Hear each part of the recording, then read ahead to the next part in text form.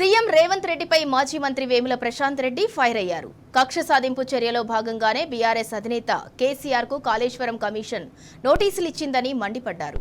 కేసీఆర్ ను ప్రత్యక్షంగా ఎదుర్కొనే దమ్ము లేక నోటీసుల పేరుతో ఇబ్బంది పెట్టే ప్రయత్నం చేస్తున్నారని మండిపడ్డారు.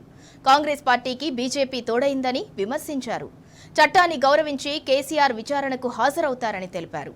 అన్ని వర్గాలను కలుపుకొని తెలంగాణ కోసం కేసీఆర్ పోరాటం చేశారని గుర్తు చేశారు. కొత్తగా ఏర్పడిన రాష్ట్రాన్ని అభివృద్ధి పంథంలో నిలిపారని తెలిపారు.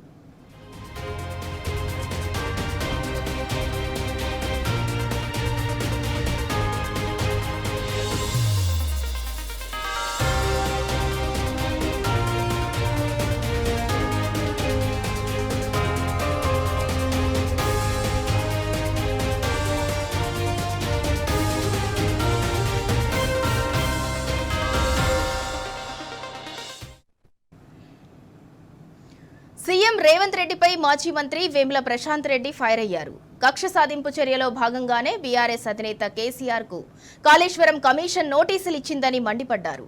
కేసీఆర్ ను ప్రత్యక్షంగా ఎదుర్కొనే దమ్ము లేక నోటీసుల పేరుతో ఇబ్బంది పెట్టే ప్రయత్నం చేస్తున్నారని మండిపడ్డారు. కాంగ్రెస్ పార్టీకి బీజేపీ తోడైందని విమర్శించారు. చట్టాన్ని గౌరవించి కేసీఆర్ విచారణకు హాజరవుతారని తెలిపారు. అన్ని వర్గాలను కలుపుకొని తెలంగాణ కోసం కేసీఆర్ పోరాటం చేశారని గుర్తు చేశారు.